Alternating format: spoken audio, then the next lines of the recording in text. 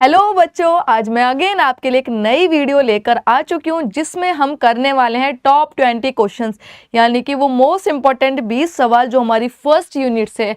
जैसे कि आप सभी बच्चे जानते हो, हमारी 4 यूनिट ईवीएस में आने वाली है इस बार, है ना।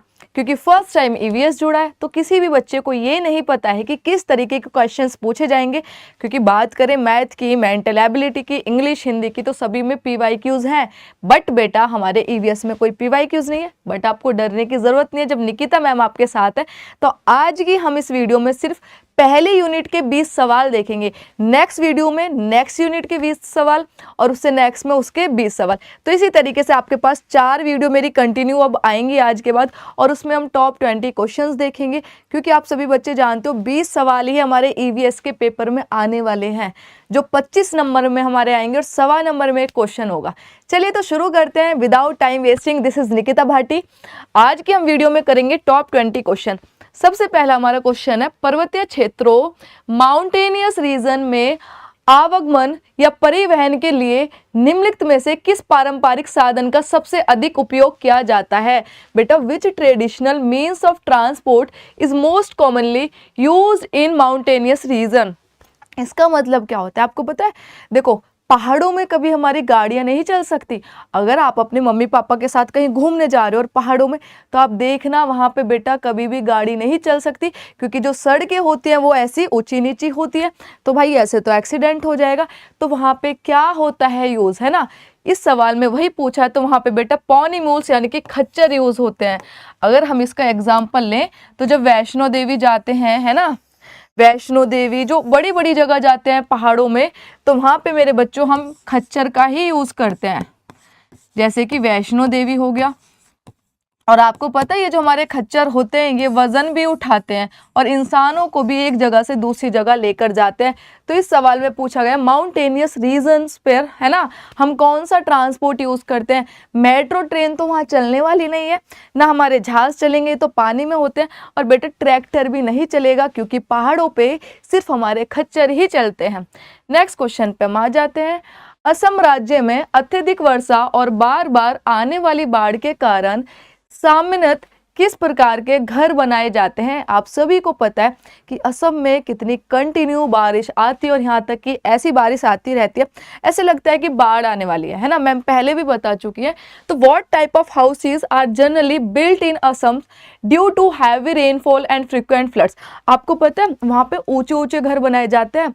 कितने ऊंचे होते हैं? जमीन से बेटा 10 से 12 फीट ऊंचे घर बनाए जाते हैं, क्योंकि वहाँ पे इतनी बारिश होती है, इतनी वर्षा होती है, इतनी वर्षा होती है कि वो पानी हमारा ज़मीन में इकट्ठा होता हुआ रहता है। और क्या होता है, ऐसे लगता है कि भाई घर डूब जाएगा, है ना। तो इसलिए वहाँ बांस के खंभों के बड़े बड़े घर बनाए जाते हैं, 10 से 12 फीट ऊंचे। बड़े बड़े का मतलब ज़मीन से ऊंचे, है ना। Elevated house on bamboo pillars, बांस के खंभों पर बने ऊंचे घर, है ना। कितने ऊंचे? 10 से 12 फीट ऊंचे। अभी आपने जो देखी होगी न्यूज़, है ना बेटा, वहाँ पे क्या था कि असम में बाढ़ आ गई थी। क्यों? एक तो वहाँ बारिश होती रहती है कंटिन्यू, पानी भरता जाता है भरता जाता है। दूसरी चीज़, कभी बादल फटने की वजह से भी बाढ़ आते हैं। तीसरी चीज़, जो बांध होते हैं डैम, उन्हें फटने की वजह से भी आते हैं। लेकिन असम में तो बारिश ही ज़्यादा होती है, तो इतने ऊंचे ऊंचे घर बनाए जाते हैं। नेक्स्ट क्वेश्चन पे आते हैं।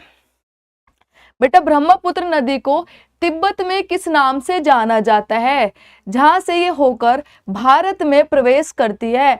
By what name is the Brahmaputra river known is the Tibet before entering India. तो मेरे बच्चों हम इसे जानते हैं किससे? सांगपो के नाम से।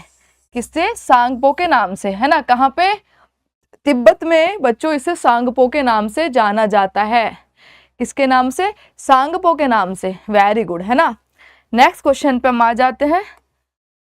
जल चक्र वाटर साइकिल के दौरान भूजल यानी कि ग्राउंड वाटर का स्तर नीचे जाने का मुख्य कारण क्या है। What is the primary cause for the depletion of ground water levels during the water cycle processes.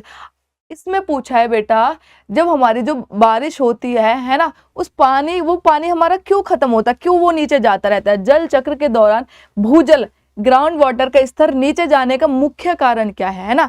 वो ग्राउंड वाटर हमारा नीचे जाता है, उसका मुख्य कारण है बेटा वनों की कटाई हो रही है ना, और पक्का निर्माण हो रहा है, यानी कि कंक्रीट पेविंग हो रही है, और हमारा बेटा डिफोरेस्टेशन। इसकी वजह से क्या होता है, जो हमारा वाटर साइकिल है मेरे बच्चों, उसका स्तर कम हो रहा है। नेक्स्ट क्वेश्चन पे आते हैं। भारत की कौन सी पर्वत श्रृंखला सबसे पुरानी युवा वलय पर्वतमाला यानी कि यंग फोल्ड माउंटेन्स ना होकर एक प्राचीन अवशिष्ट पर्वत श्रृंखला ओल्ड फोल्ड माउंटेन है? Which mountain range in India is an ancient old mountains rather than a young fold mountains? तो कौन सी होती है? वो होती है जो हमारी सबसे पुरानी इसमें पूछी गई है, तो बेटा अरावली श्रेणी हमारी सबसे पुरानी होती है। ओल्ड फोल्ड माउंटेन्स हमारे बच्चों कौन सी होती है? अरावली रेंज होती है। बात करें हिमालयस की, ये तो हमारी यंग होती है यानी कि नवीन वाली होती है ना। कौन सी? नवीन फोल्ड माउंटेन्स यानी कि जो हमारे नए होते हैं पर्वत। नेक्स्ट क्वेश्चन पे हम आ जाते हैं। लद्दाख के ठंडे रेगिस्तान में पत्थरों और चट्टानों से बने घरों की विशेषता क्या होती है? What is the key feature of houses built with stones and rocks in the cold desert of Ladakh? ऐसा क्या होता है? क्योंकि आपको पता है लद्दाख में बहुत ठंड पड़ती है, बहुत ठंड पड़ती है, तो जो वहाँ पे घर बनाए जाते हैं ना बेटा, जो घर बनाए जाते हैं बेटा, वो कैसे होते हैं बताइए फटाफट जरा। बेटा सपाट छतें होती हैं, मोटी मिट्टी होती है और लकड़ी की छत होती है ना। Flat roofs with thick mud walls and wood ceiling, ये बेटा वहाँ के ऐसे घर बनाए जाते हैं क्योंकि वहाँ बहुत ठंड होती है ना, बहुत ठंड होती है, जिसकी वजह से वहाँ जो मिट्टी होती है उसकी दीवारें मोटी मोटी होती है ताकि अंदर घरों में गर्माहट बनी रहे, साथ में लकड़ी की छत होती है। चलिए नेक्स्ट क्वेश्चन पे हम आ जाते हैं। जलकुंभी यानी कि बेटा वाटर एशियन, जिसे बंगाल का आतंक भी कहा जाता है, पेपर में 1 नंबर में पूछ लिया जाएगा बंगाल का आतंक हम किसे कहते हैं, तो किसे कहते हैं? जलकुंभी, है ना। किसे भैया? जलकुंभी भी कहा जाता है। किस प्रकार का पौधा है? Water hyacinth also known as the terror of Bengal in which type of plant? कौन सा होता है हमारा ये होता है हमारा मुक्त रूप से तैरने वाला जलीय पौधा। बेटा ये पानी में ना तैरता रहता है, लेकिन इसकी जड़ें तो बिल्कुल ऐसे जमीन में रहती हैं, लेकिन ये ऊपर ही ऊपर तैरता रहता है। नेक्स्ट क्वेश्चन पे हम आ जाते हैं। रेगिस्तान ओक यानी कि डेजर्ट ओक पेड़ के संबंध में कौन सा कथन सत्य है? कौन सा कथन सत्य है? सबसे पहले मैं आपको बता दूं, डेजर्ट ओक मेरे बच्चों हमें ऑस्ट्रेलिया में पाया जाता है। ऑस्ट्रेलिया का जो रेगिस्तान है ना, उसमें हमें ये पेड़ पाया जाता है। और इस पेड़ की कुछ खास बातें मैं आज आपको बता देती हूँ, है ना। कहाँ? ऑस्ट्रेलिया के रेगिस्तान में। वेरी गुड, है ना। रेगिस्तान क्या होता है? जहां रेत ही रेत होता है वहां पे पाया जाता है। ठीक है बेटा, कहां पे? रेगिस्तान में।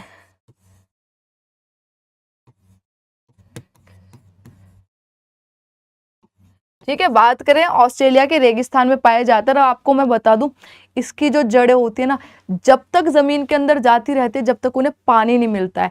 सोचिए बेटा, इसकी जड़ें ना पेड़ की लंबाई से भी 30 गुना ज्यादा बड़ी होती हैं। इतनी लंबी इसकी जड़ें होती हैं, है ना, इतनी लंबी इसकी जड़ें होती है। इसकी जड़ें जमीन में तब तक गहरी जाती है जब तक पानी ना मिल जाए। कहाँ पे पाया जाता है ये ऑस्ट्रेलिया का बेटा जो रेत वाला एरिया रेगिस्तान, वहां पे पाया जाता है। नेक्स्ट क्वेश्चन पे आते हैं। रात में जागने वाले जानवर जैसे उल्लू और चमगादड़ वस्तुओं को किस रंग में देख सकते हैं? है ना, जैसे कि उल्लू रात में जागता है, चमगादड़ यानी कि बैट हमारी रात में जागती है। तो अगर उन्हें कोई भी चीज रात में दिख रही है तो वो किस रंग में देख सकता है? सिर्फ ब्लैक और वाइट, सिर्फ ब्लैक और वाइट, है ना बेटा। देखो कलरफुल चीजें नहीं दिखती हैं, सिर्फ उन्हें ये 2 ही रंग दिखते हैं रात में, उल्लू को भी।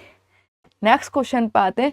निम्नलिखित में से कौन सा जंतु उभयचर यानी कि एम्फीबियन श्रेणी के अंतर्गत आता है जो जल और थल दोनों पर जीवित रह सकता है? Which of the following animals belong to the amphibians category living on both land and water? तो बेटा हमारा होता है सैलामेंडर, है ना। कौन भैया? सैलामेंडर। इसके 2 नाम है, दोनों मेरे बच्चों आप देख लेना। अब कौन से होते हैं उभयचर और एम्फीबियंस? मैंने आपको बताया था बेटा, जो हमारे किस पे? जमीन पर भी रहते हैं और पानी पर भी, है ना। जमीन और पानी दोनों में ही रहते हैं, जमीन और पानी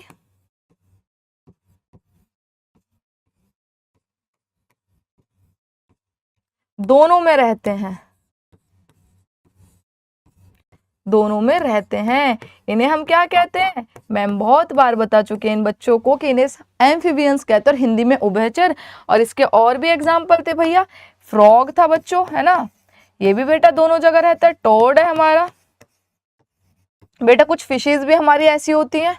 चलिए नेक्स्ट पे आ जाते हैं बेटा। रिक्टर पैमाना, रिक्टर स्केल का उपयोग निम्नलिखित में से किसकी तीव्रता मापने के लिए किया जाता है?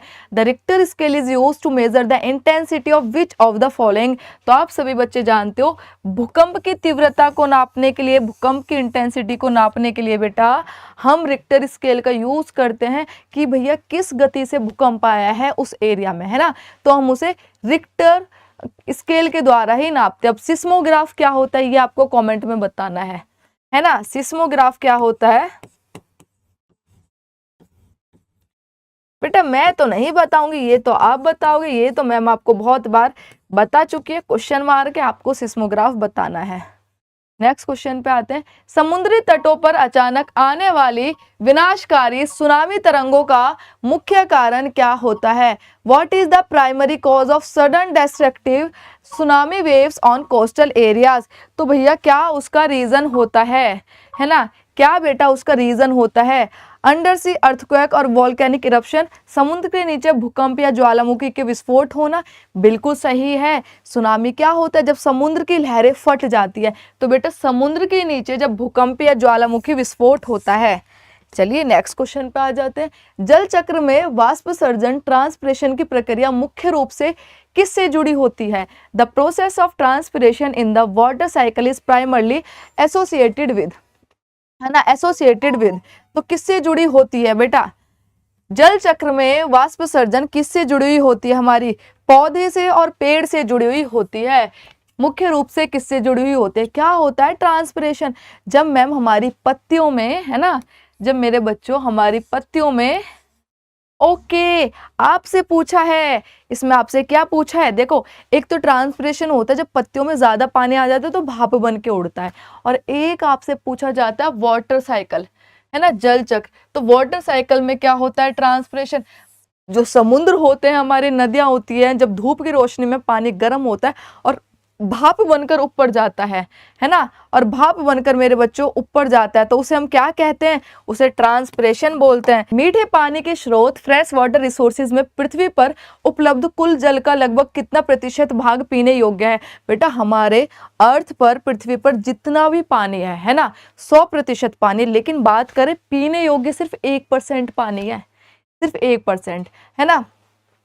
2.5 to 3% लगभग इतना पानी हमारे पीने लायक होता है ना, लेकिन जिसमें से सिर्फ हम 1% ही यूज करते हैं, क्योंकि बचा हुआ जो बेटा होता है हमारा 2.5% या 1.5 जो भी बच रहा है 3 तक, है ना, वो हमारा क्या होता है? ग्लेशियर और बर्फ के रूप में मेरे बच्चों वो प्रेजेंट है, तो वो पिघल के नहीं आया अभी हमारे पास, है ना। और सोचिए जो हमारे पृथ्वी पर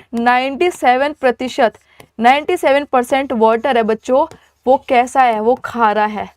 कैसा है भैया? वो खारा पानी है ना, कैसा है? खारा पानी है। तो आप देखिए, इसलिए कहते हैं पानी का देखकर इस्तेमाल करो, क्योंकि आने वाली जनरेशन कैसे कहाँ से यूज करेगी, क्योंकि पानी तो बहुत है लेकिन पीने योग्य नहीं है, वो यूज करने योग्य नहीं है। नेक्स्ट क्वेश्चन पे हम आ जाते हैं बेटा। मीठे पानी का स्रोत फ्रेश वाटर, अच्छा अगेन हमारा यही क्वेश्चन आ गया है ना, तो इसका सही जवाब भी यही है। हाँ बेटा, चांगपा जनजाति यानी चांगपा ट्राइब द्वारा लद्दाख में अपनी भेड़ों और बकरियों के टेंट नुमा आश्रय शेल्टर को क्या कहा जाता है? What is the tent like shelter use by Changpa tribe in Ladakh for their ship and goats called? बेटा पता है आपको, वहाँ पे टेंट के घर बनाए जाते हैं, है ना, तो हम उसे क्या बोलते हैं? हम उसे क्या बोलते हैं लद्दाख में? रैबो बोलते हैं। क्या बोलते हैं भैया? रैबो। नेक्स्ट पे आ जाते हैं। कश्मीर की प्रसिद्ध डाल झील में पर्यटकों के रहने के लिए बनाए गए विशेष लकड़ी के नक्काशीदार घरों को क्या कहते हैं? क्या कश्मीर में ऐसे घर बनाए जाते हैं? मैं आपको बता देती हूँ, कश्मीर में, श्रीनगर में बहुत सारी नदियाँ, झील हैं, लेक है, तो बेटा पानी बहुत है, तो पता है पानियों पे ही ना वहाँ घर बनाए जाते हैं लकड़ियों के, है ना, उसे हम बोलते हैं house boat. What are the special curved wooden houses built for tourist on Dal Lake in Kashmir called? हम उसे मेरे बच्चों हाउस बोट बोलते हैं, है ना, क्या बोलते हैं, लकड़ियों के ऊपर घर बनाए जाते हैं और बहुत प्यारे प्यारे सुंदर सुंदर घर बनाए जाते हैं। जैसे कि कभी आप घूमने जाओगे अपने पेरेंट्स के साथ, है ना, या मैम घूमने जाएंगी तो वहाँ रहने के लिए हमें वैसे घर नहीं मिलेंगे सीमेंट वगैरह के, हमें वहाँ लकड़ियों के घर मिलते हैं, वो जो पानी पे रहते हैं, है ना। तो देखिए उसका नाम है हाउस बोट। नेक्स्ट पे आ जाते हैं, मरुस्थलीय पौधे यानी कि जीरोफाइट्स की पत्तियों को कार्टोस्पाइन्स में रूपांतरित होने का मुख्य उद्देश्य क्या होता है? What is the main purpose of conversion of leaves into spines and desert plant? तो बेटा क्या होता है ना, भारी बर्फबारी से बचाव करना, टू एब्जॉर्ब मोर सनलाइट, या to catch insect the food, better to reduce water loss through respiration. मैं आपको बता दूं, जो इसमें सीधा सीधा लिखा हुआ है, जो हमारी मरुस्थलीय यानी कि डेजर्ट में जो प्लांट्स होते हैं, है ना, उनकी पत्तियों को मेरे बच्चे, ये नॉर्मल पत्ती है और इसे कांटे वाली पत्ती में क्यों कन्वर्ट करते हैं? ताकि देखो राजस्थान वगैरह में मैम पानी की बहुत कमी होती है, तो भाई वो जो पत्तियां होती है ना कांटे वाली, जब बारिश आती है उसके पानी को अपने कांटों के अंदर स्टोर करके रखते हैं और जब यूज करते हैं जब उसे जरूरत होती है। तो इसलिए बच्चों वहां पे पत्ती यानी कि कांटों में कन्वर्ट किया जाता है, यानी कि to reduce water loss through transpiration. Transpiration में हमने आपको क्या बताया था, जब ज्यादा पानी होता है तो भाप बनकर उड़ जाता है ना, तो वाष्प विसर्जन द्वारा पानी का हानि को कम करना है। नेक्स्ट आ जाते हैं, भारत में वन्य जीव संरक्षण अधिनियम वाइल्ड लाइफ प्रोटेक्शन एक्ट किस वर्ष लागू किया गया था? In which year was the wildlife protection act implemented in India? तो 1972 बेटा सितंबर में इसे लागू किया गया था, है ना। तब बहुत ज्यादा जानवरों को लोग मारने लग गए थे, ठीक है जी, और हमारे पेड़ पौधे को डिफोरेस्टेशन, पेड़ों की कटाई होने लगी थी। तो बेटा जो हमारी सरकार थी ना, उसने एक कानून लागू किया था कि अब इनके लिए यहाँ पे पार्क बनाए जाएंगे, सेंचुरीज बनाई जाएंगी ताकि ये सेफली रहे। नेक्स्ट आ जाता है, निम्नलिखित में से कौन सा जीव ठंडे प्रदेशों यानी पोलर रीजन्स में खुद को अत्यधिक ठंड से बचाने के लिए अपने शरीर पर बसा यानी कि ब्लबर की मोटी परत रखता है ना। कौन सा जानवर होता है जब बहुत ज्यादा वो ठंड में रहता है ना, तो उसके शरीर के ऊपर मोटी मोटी परत रहती है ताकि उसे कम ठंड लगे? तो वो तो भैया हमारे पोलर बियर होते हैं। कौन? Polar bear. नेक्स्ट क्वेश्चन पे आ जाते हैं, भूस्खलन लैंडस्लाइड्स की घटनाएं सबसे अधिक किस प्रकार के भूभाग पर घटित होती है ना बेटा? Landslides events most frequently occur on which type of terrain? तो भैया वो होती है हमारी स्टीप माउंटेन स्लोप्स, तीव्र पर्वतीय ढलान। इसमें पूछा है बेटा जो भूभाग यानी कि भूभाग का मतलब हमारे पहाड़ है, उन पे जो पत्थर वगैरह वो नीचे गिरते रहते हैं। लैंडस्लाइड होती है जब लगातार जमीन हमारी बिखरती रहती है, जो पर्वत वगैरह होते हैं। तो सबसे ज्यादा ये जो ढलान वाले हमारे पर्वत होते हैं उस पर होता है। तो ये भैया आज के हमारे 20 क्वेश्चन थे फर्स्ट यूनिट के द नेचुरल वर्ल्ड के। बेटा वीडियो आपको कैसी लगी है तो जरूर बता दिया करो, साथ में लाइक भी कर दिया करो और कमेंट आपको प्यारा सा करना है। अगर कोई दिक्कत है आपको ईवीएस में तो मैम उससे रिगार्डिंग भी आपके लिए वीडियो जरूर लेके आएंगे और जल्दी लेकर आएंगे, आप वो भी बता दिया करो। Take care, bye bye. मैं मिलती हूँ आपको नेक्स्ट वीडियो में।